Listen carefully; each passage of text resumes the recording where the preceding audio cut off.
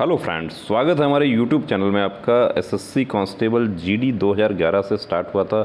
तब से देखिए बहुत सारे हमारे साथी जो हैं उनको वर्दी पाने के लिए ऑनरेबल हाई कोर्ट्स को अप्रोच करना पड़ा। कुछ हमारे साथी ऐसे भी हैं कि जो वर्दी पहन लिए। ये जो केस हम आपको दिखाने जा रहे हैं, इसमें 27 दिसंबर 2014 को एक कैंडिडेट ज्वाइन करता है। ज्वाइन कर लिया, ट्रेनिंग भी पूरा हो गया। ट्रेनिंग पूरा होने के बाद में 2018 की 20 अक्टूबर को उनको एक शो कॉज नोटिस दे दिया जाता है और उनको सर्विसेज जो है उनकी टर्मिनेट कर दी जाती हैं, उनको वर्दी उनकी उतार ली जाती है।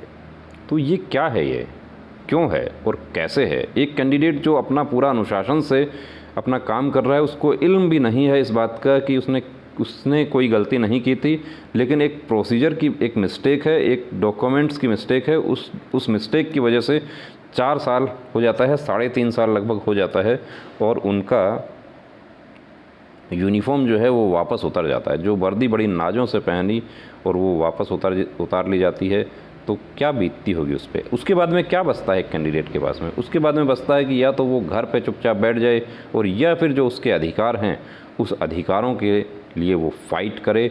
जो न्यायपालिका हमारे अधिकार देती है, हमारा संविधान देता है कि आपके साथ में इनजस्टिस होता है तो आप क्या करेंगे। इनजस्टिस होता है, अन्याय होता है, तो जाहिर सी बात है कि आप ऑनरेबल हाई कोर्ट्स को अप्रोच करेंगे। हमारा जुडिशरी सिस्टम जो है वो इसी के लिए है।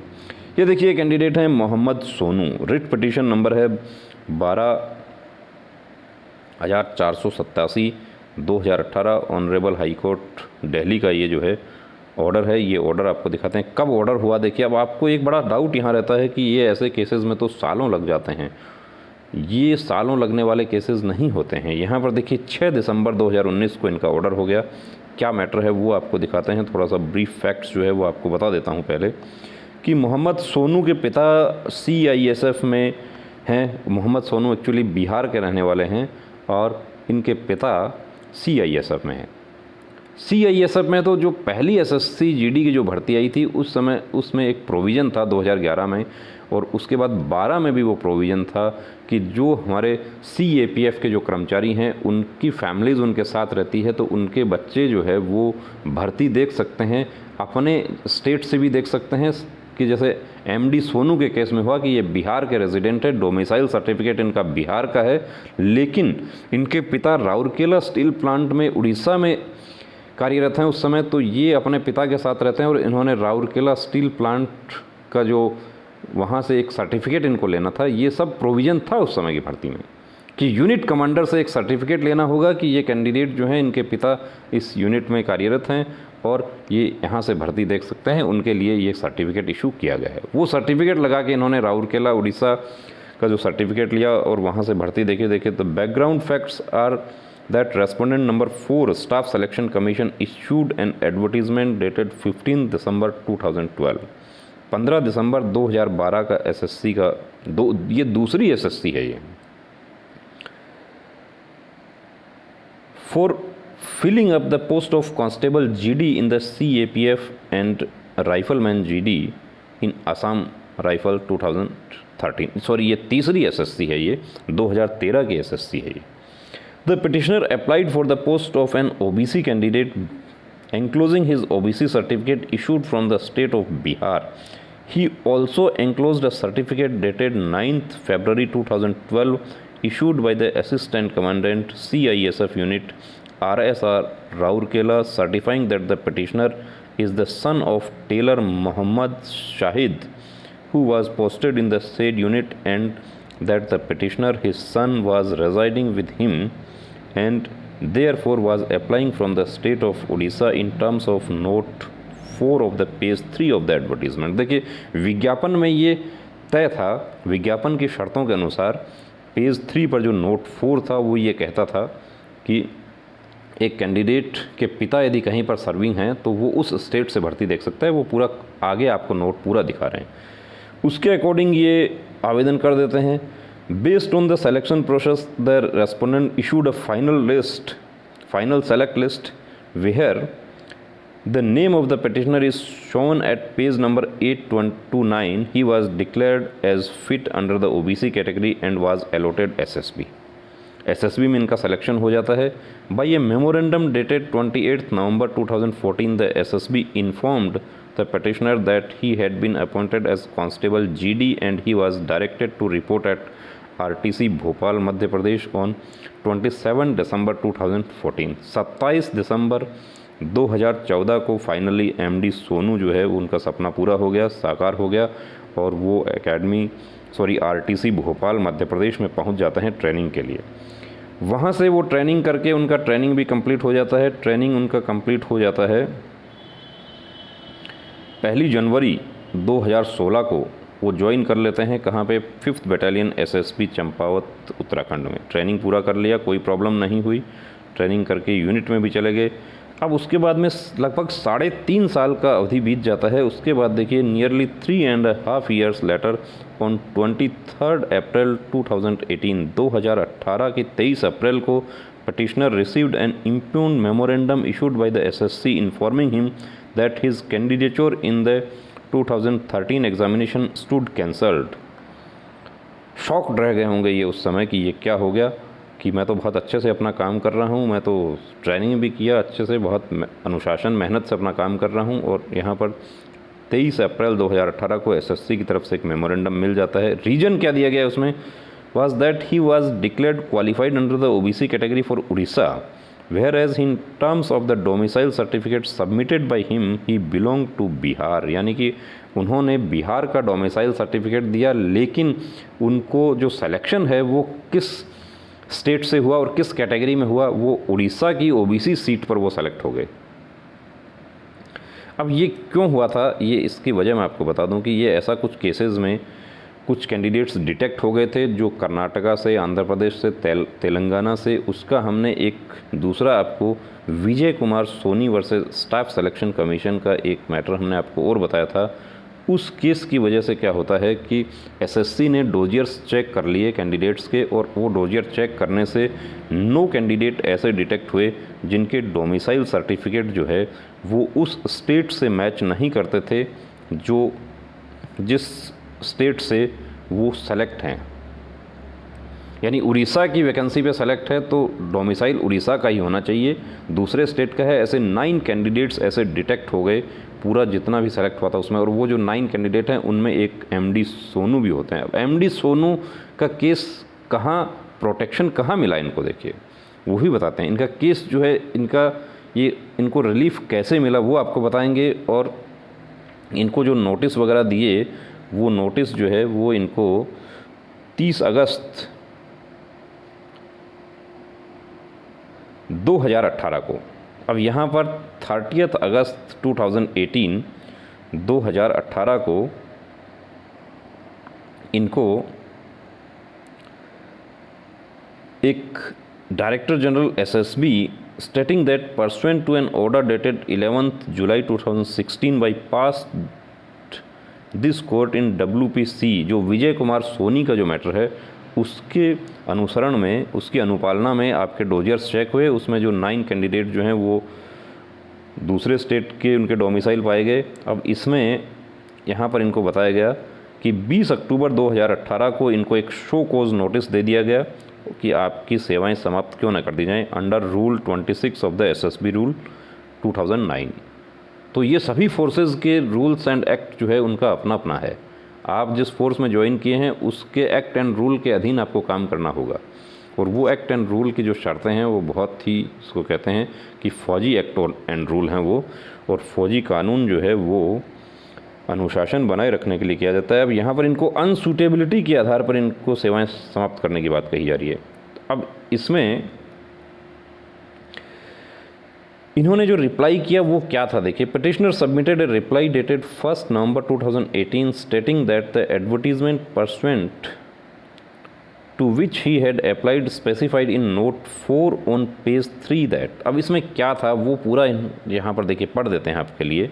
Wards of serving personnel of central police organisations who are residing with or him may apply either from their home state or from the state in which the serving person is posted deployed at the time of recruitment। यानी कि वो या तो अपने home state से आवेदन कर सकते हैं या वहाँ से आवेदन कर सकते हैं जहाँ पर वो उनके पिता या पति उनके पोस्टेड हैं।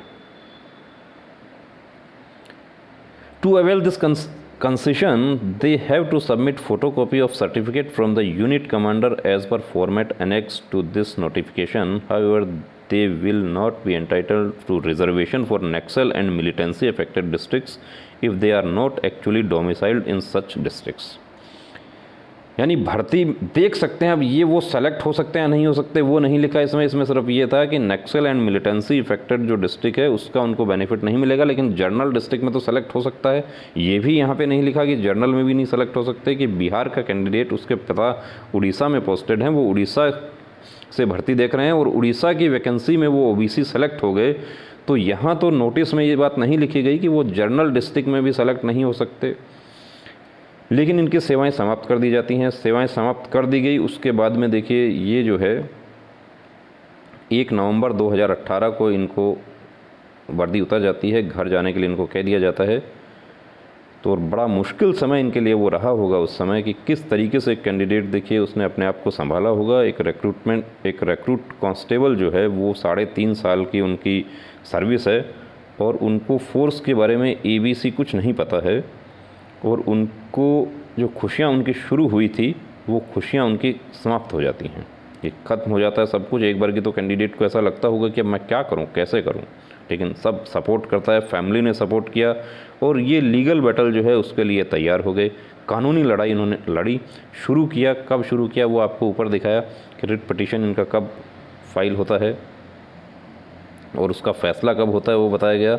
अब ये इसमें ये जो मैटर जो हैं पूरा हम डिस्कस नहीं करेंगे, क्योंकि पूरा डिस्कस करने से देखिए बहुत ज़्यादा लंबा हो जाता है वीडियो। हम आपको लास्ट का जो पार्ट है जिसमें माननीय न्यायाधीश महोदय ने जो फैसला लिखा है उस पर हम जाते हैं। Moreover there is no question of the petitioner being disqualified on the ground of his having been appointed in the OBC category in Orissa. The distinguishing feature as far as Vijay Kumar Soni versus staff selection commission is concerned is that there was no note 4 in the advertisement in that case। यानी विजय कुमार सोनी का जो matter है वो उससे ये क्यों नहीं cover होते, क्योंकि विजय कुमार सोनी तो एक्चुअली राजस्थान के निवासी थे। उन्होंने और उनके दोस्तों ने कर्नाटका और आंध्र प्रदेश से फॉर्म लगा दिया और वहाँ से वो उनके कुछ दोस्त सेलेक्ट हो गए, और ये जब सेलेक्ट नहीं हुए, जो जिनको अपॉइंटमेंट नहीं मिला, जिनको मिल गया उनको गलती से मिल गया था, जिनको नहीं मिला उन्होंने माननीय दिल्ली उच्च न्यायालय में उन्होंने रिट याचिका पेश की कि हमें भी लिया जाए। उसका हमने अलग से डिस्कस किया है, उसको नीचे डिस्क्रिप्शन में आपको दिखा रहे हैं। In the present case it was perfectly permissible for the petitioner to have taken the exam under the OBC category in Rourkela since his father was serving in the CISF in Orissa. The respondents have must construed the scope of the above provision in the advertisement. यानी कि जो advertisement में जो शर्तें थी उसके according MD Sonu जो है वो उन्होंने जो किया वो बिल्कुल सही किया। वो भर्ती देख सकते थे वहाँ से, और वहाँ से सेलेक्ट भी वो हुए, OBC कैटेगरी में बिल्कुल सेलेक्ट हुए, वो कोई प्रॉब्लम उसमें नहीं है। The orders dated 23 April 2018 and 30th August 2018 as well as consequential SCN dated 20th October 2018 are therefore hereby declared to be bad in law and accordingly set aside। जो ऊपर जो इनको नोटिस इशू किए गए थे, इनका सेवा समाप्ति का जो नोटिस था सब सेट असाइड हो गए, अपास्त कर दिए गए। Consistent with the directions issued in the case of aforesaid Sumit Kumar Singh. ऐसा ही एक और मैटर था सुमित कुमार सिंह का। The respondents are directed to issue appropriate orders reinstating the petitioner with no loss of seniority for the interregnum period but with no arrears of pay from the date of termination till the date of reinstatement. यानी कि अब इनका termination कब से हुआ, 1 November 2018 से जो हुआ, और ये वापस जब तक ज्वाइन करते हैं तब तक इनको वेतन नहीं मिलेगा, लेकिन इनको सीनियोरिटी मिलेगी। सीनियोरिटी इनकी तभी से काउंट होगी। और देखिए वर्दी जो उतर गई थी, एक जो कहते हैं कि 3.5 साल की एक छोटी सी अवधि में वर्दी जो है, अभी तो कहते हैं कि ट्रेनिंग का जो जोड़ों का दर्द था वो भी पूरी तरीके से ठीक नहीं हुआ था। उससे पहले ही एक रिक्रूट कांस्टेबल की वर्दी उतार ली जाती है और तो वो घर पे बैठें या वो फाइट करें। इन्होंने क्या है कि घर पे बैठने वाला विकल्प नहीं चुना, इन्होंने फाइट करने वाला विकल्प चुना कि मैं अपने अधिकारों के लिए लड़ूंगा। और एक सच्चा योद्धा भी वही है जो दुश्वारियाँ परेशानियाँ जो आती हैं उसमें घबराता नहीं है और फाइट करता है।